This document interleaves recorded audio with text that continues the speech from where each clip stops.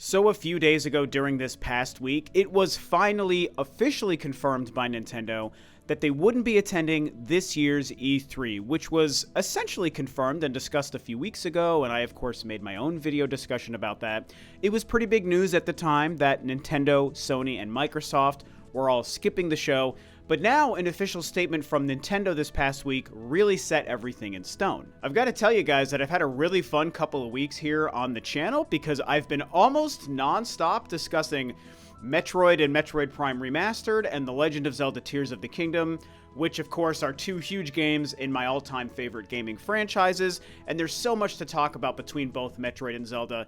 It's been a great time, but I'm also excited today to kind of take a break from those two topics and dive into something a little bit more topical and relevant in the larger gaming space and in the larger Nintendo space about Nintendo skipping E3 and what it could also mean for a possible summer Nintendo Direct, which is something that I personally would like to see. I know that most of us and most of you guys would also like to see the same thing.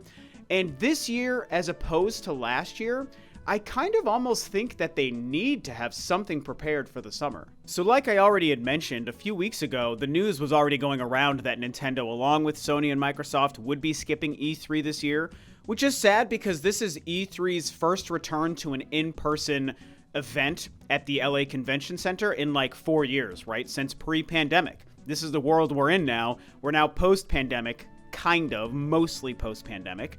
And because of that, E3 was going to actually be in person again for the first time in a couple of years. And so it was very sad news for those of us who are fans of E3 and who nostalgically remember fondly the in-person days of E3.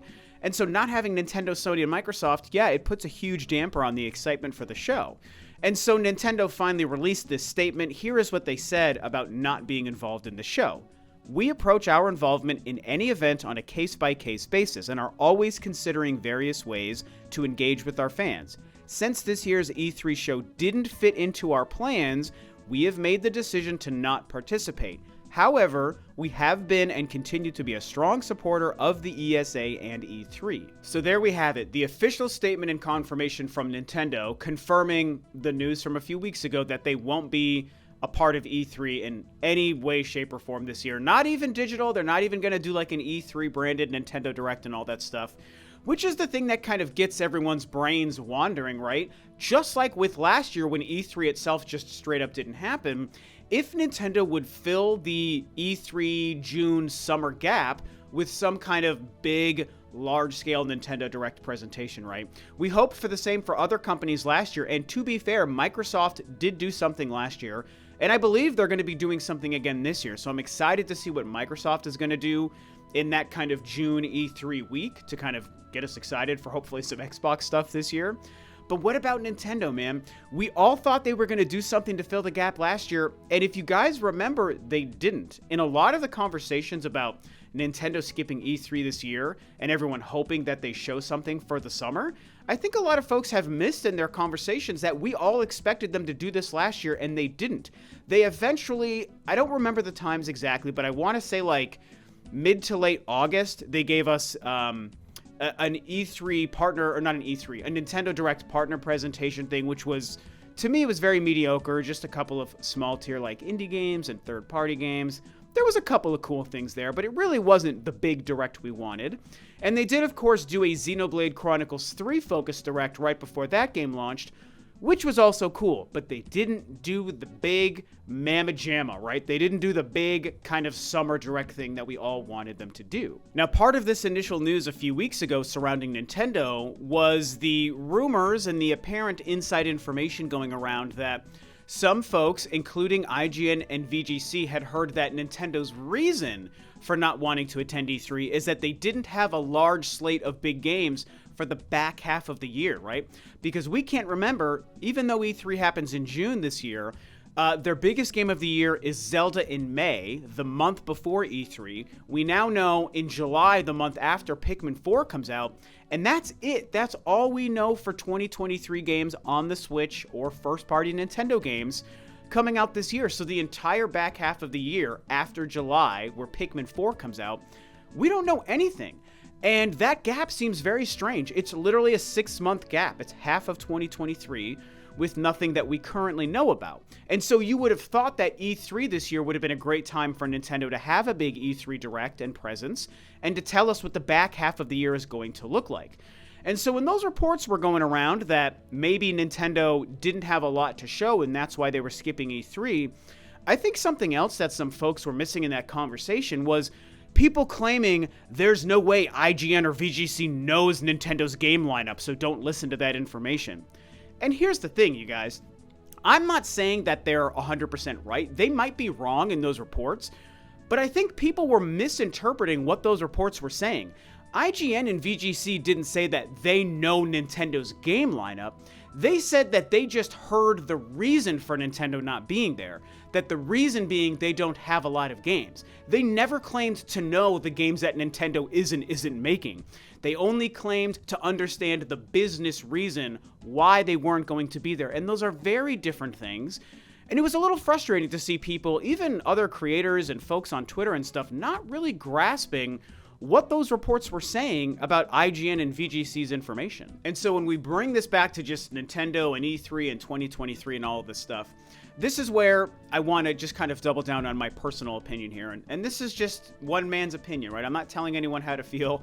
I'm just sharing my thoughts here. And I do kind of think that in a world where Nintendo has anything significant for the rest of this year that isn't a next-gen console reveal, which I will get into because I do think that's going to happen this year, if they have other games to show that are going to release in 2023, whether they're like mid-tier or high-tier, large, big-tier games, I kind of feel like they do need some kind of Summer Direct. Unlike last year, where they skipped the E3 Summer Nintendo Direct thing, I think that this year, they've got to fill the gap with something. I get that they don't want to be in the E3 show floor, and they don't want to do anything branded with E3, which is sad, because if they're going to do a Nintendo Direct in the summer, why wouldn't you just brand it E3? But that is what it is. But I can't help but think that it's really important for Nintendo to have some kind of Direct, right?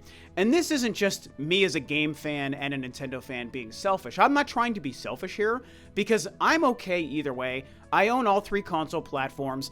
Zelda's going to take up most of my year. I am over the moon for Pikmin 4, you guys. That game is absolutely going to be a Game of the Year contender for me because I'm a huge fan of that franchise. So just when it comes to Nintendo, Zelda and Pikmin 4 are going to satisfy me plenty.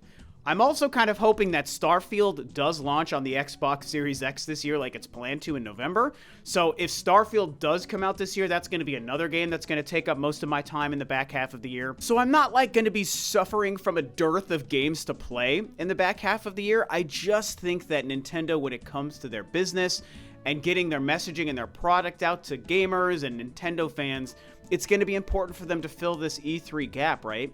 Which then kind of brings me to the segue of, if there's any truth to the back half of the year being too light to attend E3, if they don't have a lot of games worthy of note to release this year, and if that opens up the space for a next-gen console reveal. And, you know, I mentioned it in my last conversation about this. I actually bring it up all the time whenever it fits into the conversation, because you guys know my personal prediction, it for a while, has been that they probably will reveal or confirm their new console this year.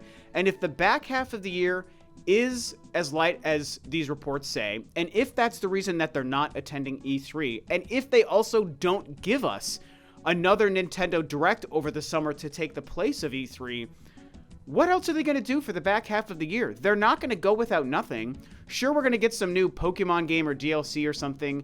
I've heard Pokemon fans say that DLC is most likely going to happen this year. I don't follow the franchise, so I can't say for sure, but we're going to get Pokemon content. Pikmin 4 is July. There's going to be probably 1 or 2 other things. Rumors about a 2D Mario game. That might also happen this year. I think there could be truth to that. We've all been waiting for Donkey Kong to come back. But as I've said in many conversations about this, I think that we have to remember that any new entry in a new franchise they release at this point in the Switch's life in 2023 becomes a franchise and a game title that won't be ready to launch soon into the life of their next console. And 99% of us think the next console is coming somewhat soon, either by the end of this year or next year in 2024. So the library of games that they're making behind the scenes, I think that the majority of them have to be being made for their next console. And so if their back half of this year is as light as it maybe seems, and skipping E3 is a part of that, I just feel like they're opening up the runway for the reveal of that next console. And I think that the way they could drum up 2023 hype in the back half of the year, if it's not games that are releasing, it's just going to be the reveal of a new device. And that in and of itself will drive Nintendo hype like crazy. Even if they don't have a whole hell of a lot of product to sell over the holiday, trust me, it's going to do well for them. It worked well going from the Wii U to the Switch back in October 2016 when they revealed that machine. And I know that the sales scenario is different between the Wii U and the Switch. That part's obvious. But there's a benefit right now. Switch is already selling even without a lot of games coming out. So I think they can carry some Switch sales through a slow holiday while also pumping up people for a new machine if they reveal it by the end of the year. It's all just my own theory and speculation. I've only ever been a fan guessing, but I really think there could be something to it. But again, I'll remind you one last time, if the plan isn't to reveal some new hardware by the end of the year, if that means that they have some games that we just don't know about yet that are releasing in 2023, then that's why I think E3 or not, they've got to have some kind of big summer presentation, right? It was really frustrating that they skipped it last year in lieu of a Xenoblade Direct and a partner presentation. I mean, I liked the Xenoblade Direct, don't get me wrong, because it was a great game and the Direct was very interesting, but I think we all would have preferred a larger tier Direct at that time. I mean, there was a lot of games they still could have talked about, like Bayonetta 3 and Xenoblade Chronicles 3, Splatoon 3, Mario and Rabbids, Pokemon. I mean, there were things they could have discussed in a Summer Direct if they wanted to. But they didn't. And so this year, it's like, do they have games or do they not have games? Are they revealing a new console or are they not revealing a new console? Their choice to skip E3 is definitely steering us in some directions with what we think. And if they also choose to not have a Direct, it's going to all but confirm that they might be going the new console route by the end of the year. Or they're just going to give up on 2023 entirely, which doesn't feel very Nintendo-like. So that's why I think they need to have some kind of Direct over the summer. It sucks it's not going to be a part of E3. We all wanted to see footage from the show floor and people playing these games and doing interviews with Nintendo folks and other companies about games. We're not going to get that, so with any luck, we do get a big Direct for this summer.